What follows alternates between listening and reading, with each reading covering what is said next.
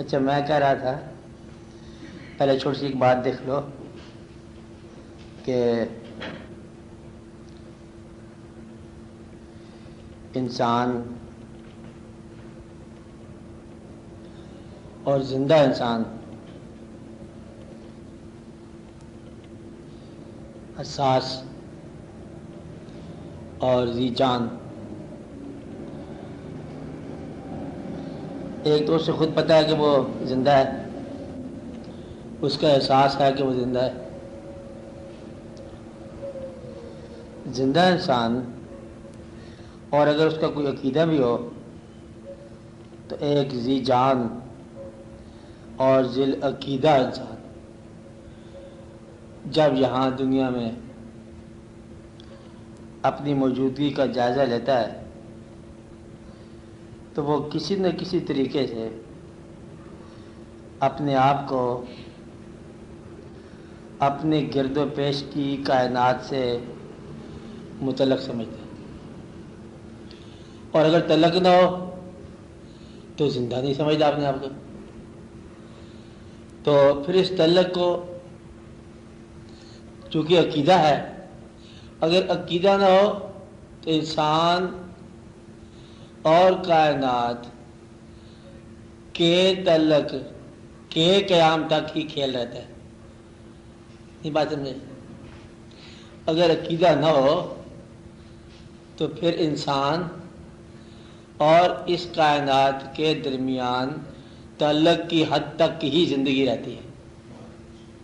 اب بڑی یہ ضروری بات ہے، اس پہ غور کر لینا کہ یہ کائنات اور اس کے شب و روز اور اس کے موسم، اس میں ہونے والے واقعات، بس یہیں تک ہی انسان رہتا ہے۔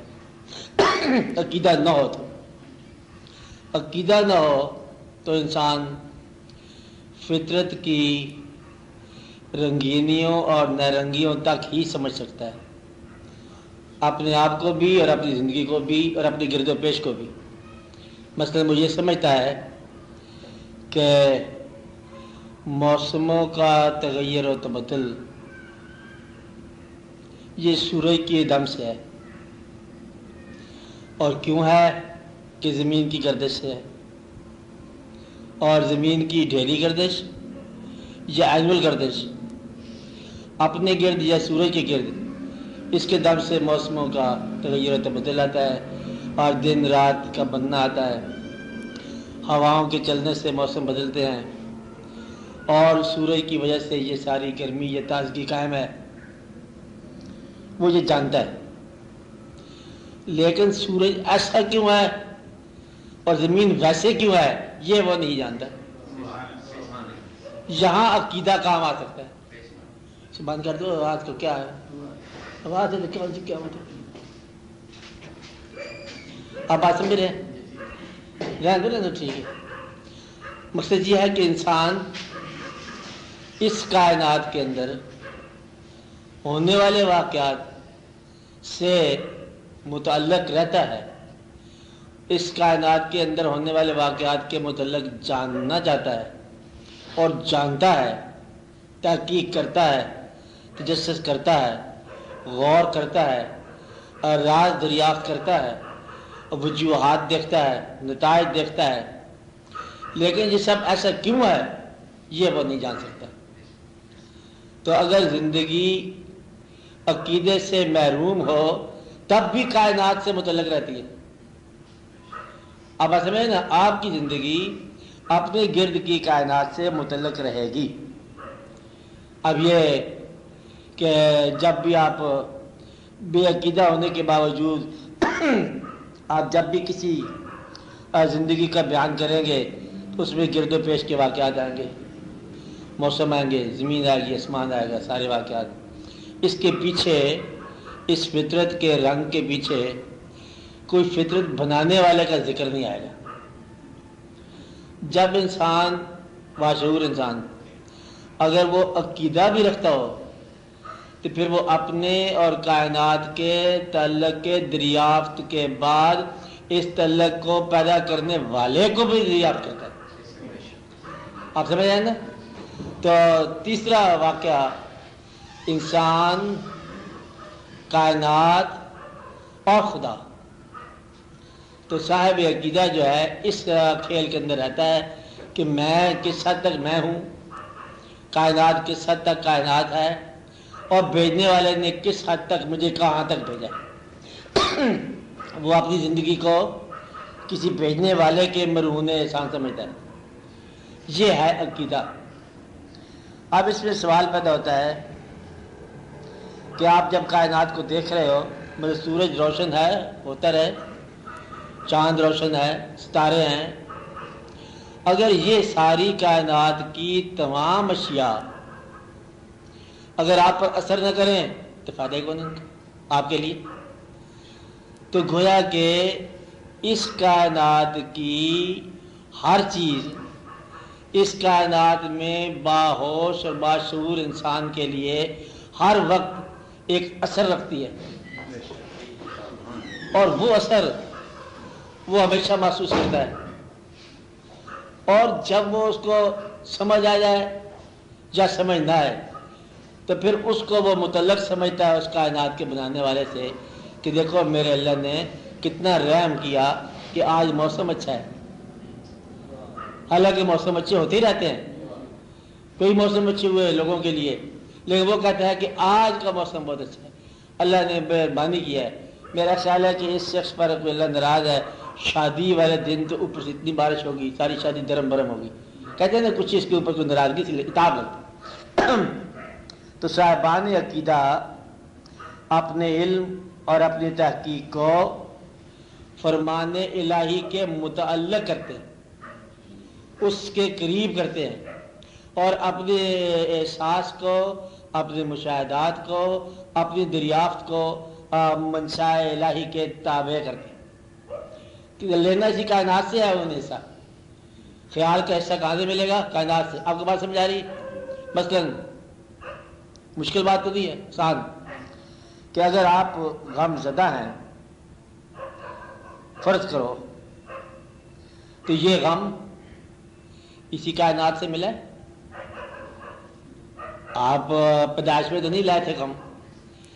ایک کائنات مطلب انسانوں، اشیاء، احوال اور زمین اور آسمان اور گردش اور زمانے سے ملا نا غم، اور تو کہیں سے نہیں ملا۔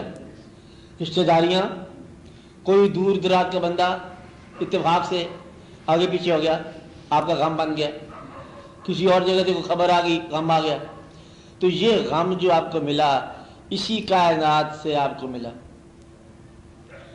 اور کائنات آپ کو غم زدہ کر رہی ہے۔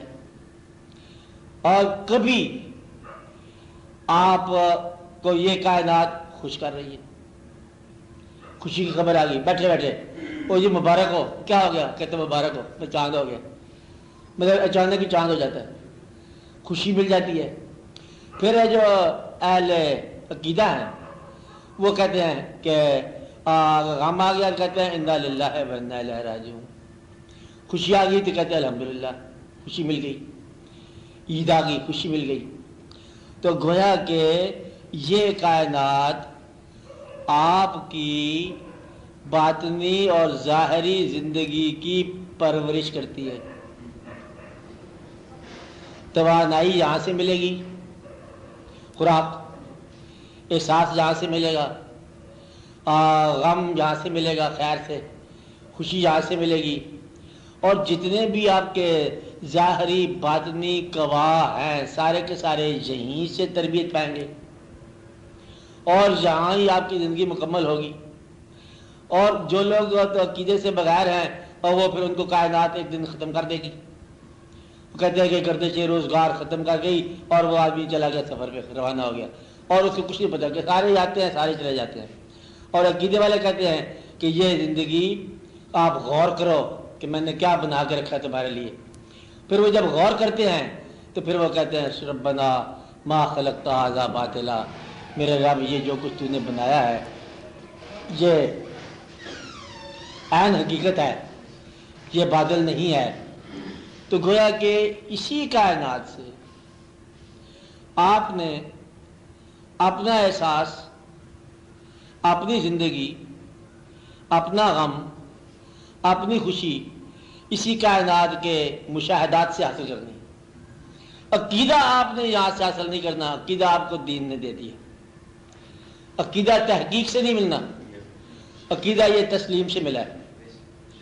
تو یہ ایک حصہ ہے بات کا. آپ بات سمجھ گئے کہ انسان جیسا بھی ہے، جتنا بھی ڈیولپڈ ہے، اس کی ڈیولپمنٹ، اس کا ظاہر، اس کا باطن، اس کا مشاہدہ، اس کا کائنات، اس کی یاد، اس کا ماضی، اس کا مستقبل، اس کے غم، خوشی، اظہار جو بھی ہے، سارا کائنات کا احسان ہے.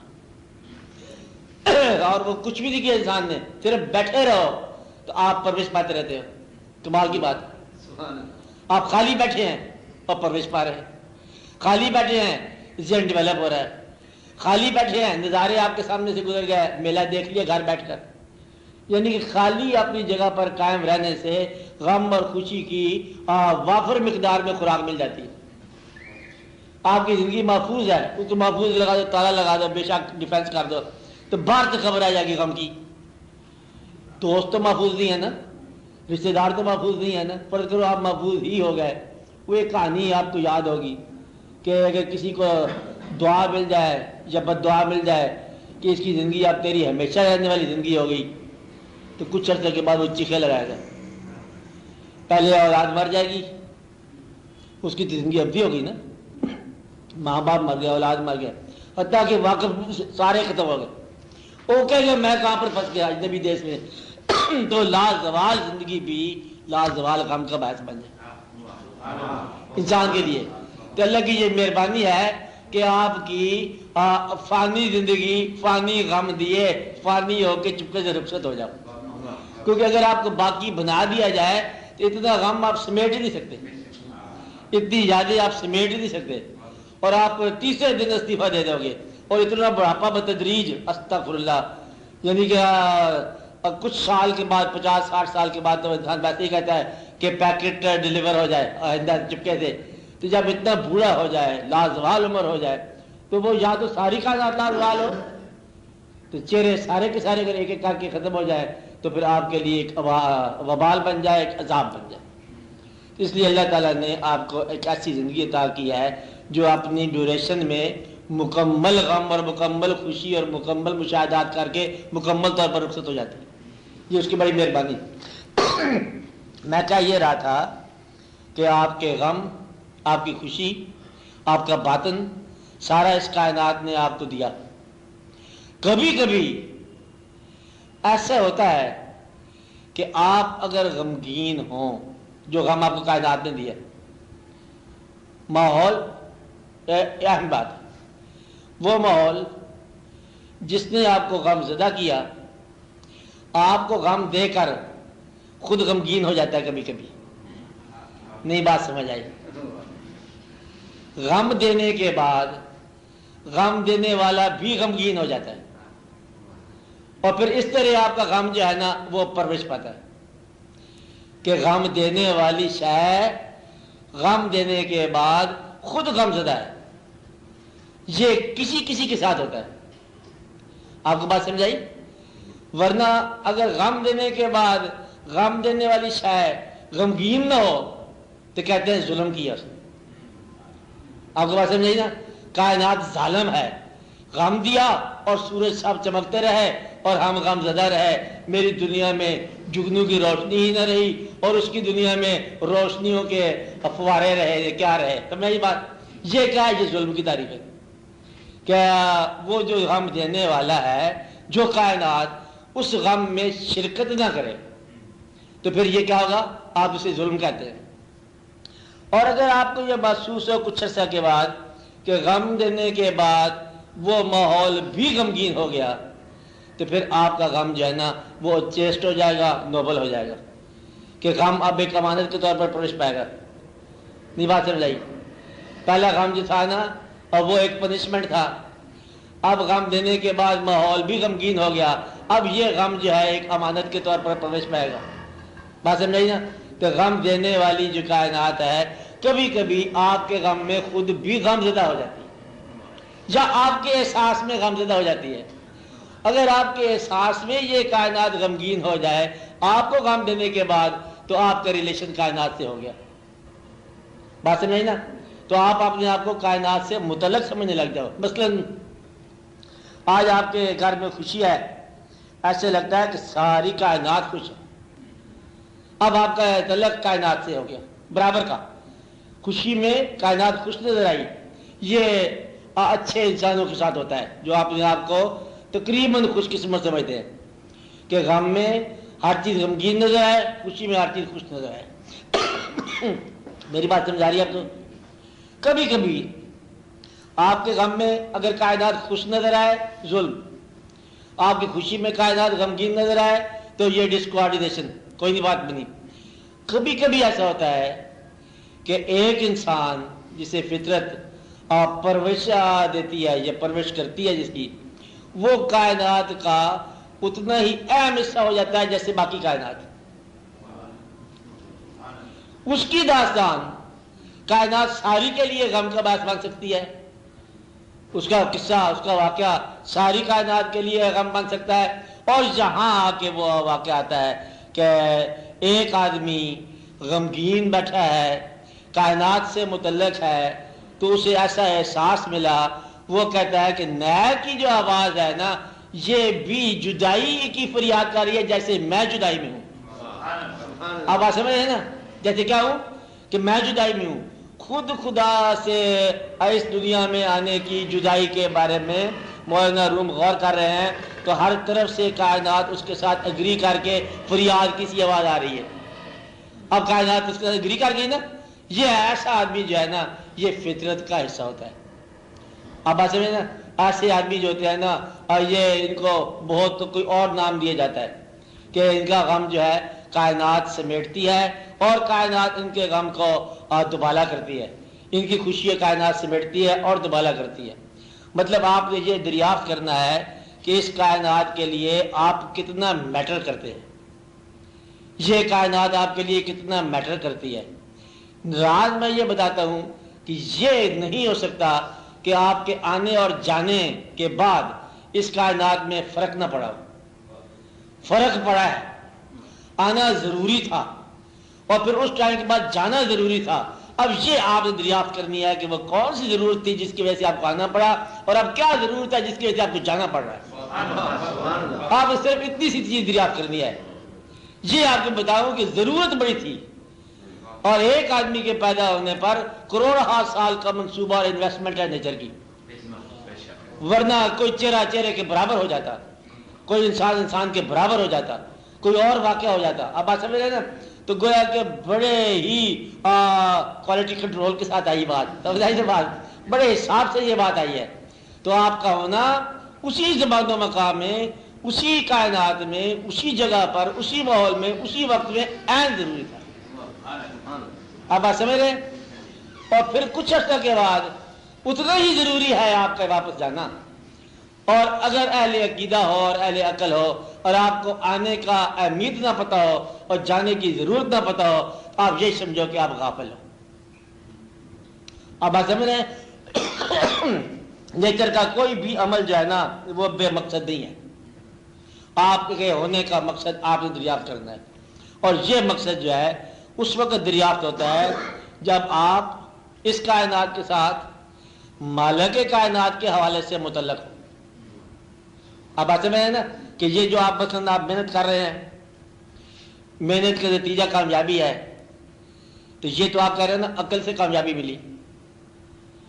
عقل کو بنانے والے کا شکریہ کرو اور احساس کرو کہ اس نے آپ کو کامیابی دینے کے لیے ایک خاص قسم کی آپ کو عقل عطا فرمائی جو خاص ماحول میں چلتی ہوئی خاص کامیابی تک پہنچی. اسی طرح اس نے آپ کو ایک خاص دل دیا جو ہر حال میں چلتے چلتے کہیں نہ کہیں غمگین ہو جاتا ہے.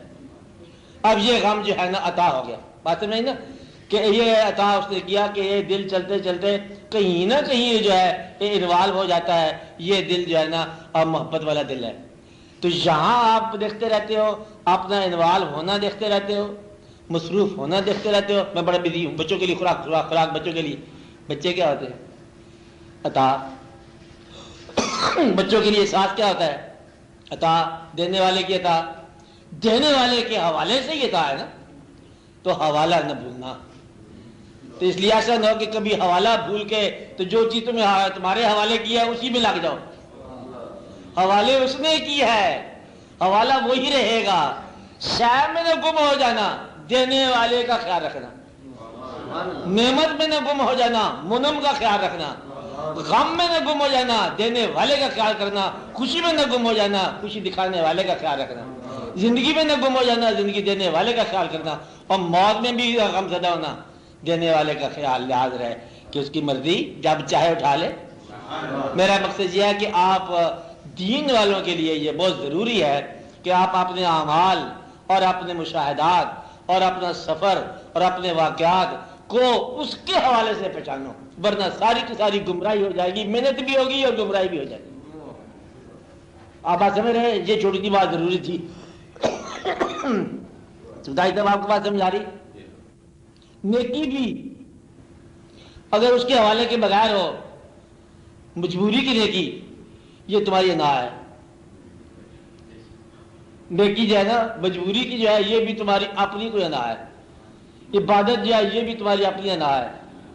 اگر اس کے حوالے سے ہے اور حوالہ موجود ہے تو پھر آپ کی نیکی بھی بڑی ہی ادب میں ہوگی، آپ کی عبادت ادب میں ہوگی۔ عبادت کا معنی بادشاہ کا قرب، بادشاہ کا قرب جو ہے نیک لوگوں کو مالک کا قرب اور مدھم کرے گا اور دھیما کرے گا۔ جو شخص اللہ کریم کا ارشاد سنو کہ اللہ کے محبوب صلی اللہ علیہ وسلم کے سامنے اونچی آواز کرنے والے کے اعمال ضائع ہو جاتے ہیں، اور اللہ کے سامنے وہ تو اللہ کے محبوب ہے، تو گویا کہ اللہ کے گھر میں بیٹھ کر اونچی آوازیں اور اونچی صدائیں اور اونچے جھوٹ بولنے والے کے اعمال تو اعمال ہی نہ رہے نا۔ مطلب یہ ہے کہ جو اللہ کے تقرب کا دعویٰ کرتا ہے اور اس کا دل جو ہے وہ نوبل نہیں ہوا، اس کی آواز مدھم نہیں ہوئی اور اس کی نگاہ زمین پر نہیں لگی، اور ولا تمشِ فی الارض مرحا، اور زمین پر وہ اکڑ اکڑ کے نہیں چلنا چاہیے، اس کو اکڑ کر چلنے والے جو ہے نا یہ تقرب الہی کبھی حاصل نہیں کر سکتے۔ یعنی کہ اللہ تعالیٰ کا مطلب یہ ارشاد ہے کہ حضرت لقمان علیہ السلام کے بارے میں آتی ہے نا آپ صاحب، وَإِذْ قَالَ لُقْمَانُ لِابْنِهِ يَا بُنَيَّ لَا تُشْرِكْ بِاللَّهِ وَلَا تَمْشِ فِي الْأَرْضِ مَرْحًا، زمین پر مت اکڑ کے چلو۔ تو گویا کہ زمین پر بھی ادب سے چلنا۔ تو اللہ کے قرب میں جو لوگ داخل ہوتے ہیں وہ اور ہی تحمل میں جاتے ہیں۔ تو اکڑنا، تیز ہونا، شوخی کرنا، یہ تقرب کی نفی۔ اللہ کریم نے اپنے محبوب صلی اللہ علیہ وسلم کے بارے میں بتا دیا کہ ان کے قریب ہو کے آواز نہ اونچی کرنا۔ آپ نے ان بارے فرمایا نہیں ہے لیکن آپ پہچان لو، بات سمجھ آئی نا؟ بس یہی اللہ کریم کی بات ہے کہ انہوں نے فرمایا نہیں۔ اس لیے اگر نیکی احساس آپ کو دھیما نہ بنائے تو سمجھو کہ آپ کو کچھ حاصل نہیں ہوا کائنات سے۔ تو پھر اس بات کو میں خلاصہ بیان کرتا ہوں کہ اسی کائنات میں سے آپ نے اپنا احساس دریافت کرنا ہے، اور پہلے دریافت کرنا ہے، پھر احساس کرنا کیا ہے؟ اسی کائنات کو لوٹا دینا۔ نہیں بات سمجھے؟ آپ کو غم ملا کائنات سے، اپنا غم بکھیر دو کائنات میں۔ خوشی ملی، خوشی دے جاؤ۔ تو گویا کہ کائنات کا ٹوٹل اماؤنٹ غم خوشی احساس کا اتنا ہی رہتا ہے۔ آپ نے کچھ اٹھایا اس کو آگے بتا دیا، اور غم اٹھایا غم بیان کر دیا، خوشی حاصل کی خوشی بیان کر دی۔ آپ بات سمجھ رہے ہیں نا؟ اسی طرح لوگوں کو، جن لوگوں کو جو جو بھی صفات ملی ہیں وہی صفات انہوں نے کائنات میں لگا دی اور زمانے کو بتا دی، اور آپ اسی طرح خالیات آئے اسی طرح خالیات چلے۔ تو یہاں انصاف کا تقاضا آئے گا کہ جو کچھ آپ نے لیا اتنا لوٹاؤ، جو کچھ آپ کو حاصل ہوا وہ لوٹاؤ۔ ظلم والا آدمی جو ہے وہ ہماری بحث میں نہیں ہے، کیونکہ اس کا احساس غلط ہے۔ میری بات سمجھائی؟ جو کہتا ہے کہ مجھے ظلم ملا کائنات میں، وہ بحث سے باہر ہے، اس کا شعور جو ہے نا ناقص ہے، کیونکہ جس نے کوئی زندگی سے پیار نہیں ہے اس کی ہماری بحث نہیں ہے۔ یہ باشعور انسان کی ہم بات کر رہے ہیں، اور پھر باعقیدہ انسان کی بات کر رہے ہیں کہ وہ اپنے آپ کو اپنے اللہ کے حوالے سے اس کائنات کے مشاہدات سے نکالتا ہوا ان مشاہدات کو کبھی بیان کیا جاتا ہے، کبھی ان کی تاثیر بیان کرتا ہے، کبھی نتیجہ بیان کرتا ہے۔ تینوں قسم کے بیان ہیں۔ کچھ تو جیسے کمنٹری ہوتی ہے کہ ہم جا رہے ہیں، یہ کائنات ہے، یہ روشن کائنات ہے، یہ ایسا ہے، سورج نکل رہا ہے، سورج ڈوب رہا ہے، کیا منظر ساتھ ساتھ بیان کیا۔ کسی آدمی نے اس کا جو ہے نتیجہ بیان کر دیا، کسی آدمی نے اس کی تاثیر بیان کر دی اپنے اوپر جو ہوئی ہے۔ اب تصویر ہے کہ مجھے بہت سردی لگ رہی ہے، بہت موسم گرم ہے، موسم یہ بیان کر دیا۔ کسی نے اور نتیجہ بیان کر دیا کہ جو چاہتا ہے وہ کرتا ہے، مالک ہے۔ اب یہ نتیجے کا نتیجہ ہے۔ اس لیے کچھ لوگ جو ہیں فقراء کی شکل میں، پیغمبروں کی شکل میں، انہوں نے آخری نتیجہ بیان کیا کہ اسی کے حکم سے آئے ہو اور اسی کے حکم سے چلے جاؤ گے۔ اور جو درمیان کے لوگ تھے وضاحتیں کرتے رہے، دیکھو نا تمہارا یہاں ہونا ہے، یہ تمہارے نہیں ہونا ہے، یہ بچے تمہارے بچے نہیں ہیں، تم کسی کے ساتھ متعلق نہیں ہو، اپنا خیال رکھو، اور خیال میں اس کی وضاحت کرتے گئے۔ کچھ لوگ جو ہے صرف فطرت کو بیان کرتے گئے کہ یہ کائنات کا مشاہدہ رکھو۔ اس لیے آپ اپنے آپ کو اللہ تعالیٰ کے ماننے کے بعد اس کائنات کے ہونے والے تمام واقعات کو اللہ کی منشا کو پہچانتے ہوئے کہ اسی کی یہ منشا ہے، اس کائنات نے آپ کے اوپر جو گیند اور گولا پھینکا ہے اس کو آپ کائنات کو الزام نہ دو، آپ یہ دیکھو کہ اللہ کی مرضی ایسی ہے، اور آپ سر تسلیم خام کرتے ہوئے اپنے اللہ کو راضی کر لو کائنات کے ذریعے ہونے والے واقعات کو تسلیم کر کے۔ آپ بات سمجھے نا کہ غریبی دی ہے تسلیم کر لو، امیری دی ہے تسلیم کر لو، اور آپ کوشش کر رہے ہو اللہ آپ کو اور امیر کر دے، کوشش کرنے کا آپ کو حق ہے، گلے کا حق نہیں ہے۔ تو یہ کائنات اللہ کریم کا آپ کے ساتھ تعلق کا ایک انسٹرومنٹ ہے۔ آپ بات سمجھے نا، یہی مطلب ایک انسٹرومنٹ ہے، ایک ذریعہ ہے اللہ کا آپ کے ساتھ۔ کبھی کبھی براہ راست ذریعہ ہوتا ہے کہ کائنات کے بغیر، وہ ہے زمان و مکان سے دور کسی لا مقام میں تعلق اللہ کرتا ہے، کبھی کبھی کرتا ہوگا، ہو سکتا ہے نا کہ انسان کے اوپر کوئی سجدے کی ایسی کیفیت ہو کہ وہ کہتا ہے نہ زمان ہے نہ مکان، نہ ہے زمان نہ مکان، لا الہ الا اللہ۔ اقبال صاحب ایسے کہا نا انہوں نے کہ شعر ہے کوئی ضرب ہاں دکھاؤ سی، کیا شعر ہے؟ ہاں آگے بولو۔ ہاں اس میں ہے لفظ کے بھی ہے، نہ ہے زمان نہ مکان، ہاں زمان شعر پورا یاد ہے آپ کو کہ زمان ہی ہے وہاں مکان نہیں ہے۔ تو اقبال نے اس مقام کی نشاندہی کر دی۔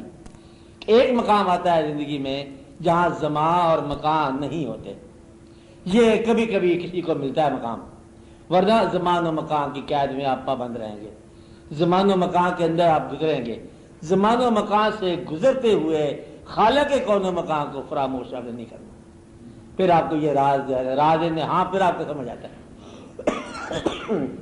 اب آپ یہ بات سمجھ گئے تو اب آپ اپنے آپ کا کائنات کے حوالے سے جائزہ لو اور کائنات کا اپنے حوالے سے جائزہ لو، اور اپنی کشمکش کو ریکنسیڈر کرو کہ کشمکش جو ہے یہی بغاوت ہو سکتی ہے۔ نشاندہی کر رہا ہوں، آپ کی مجبوریاں آپ کے لیے ایک خوفناک نتیجہ مرتب کر سکتی ہیں، نہیں بات سمجھائی۔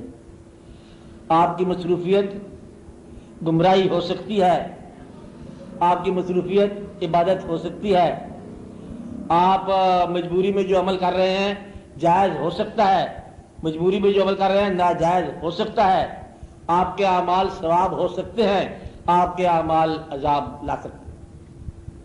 اور یہ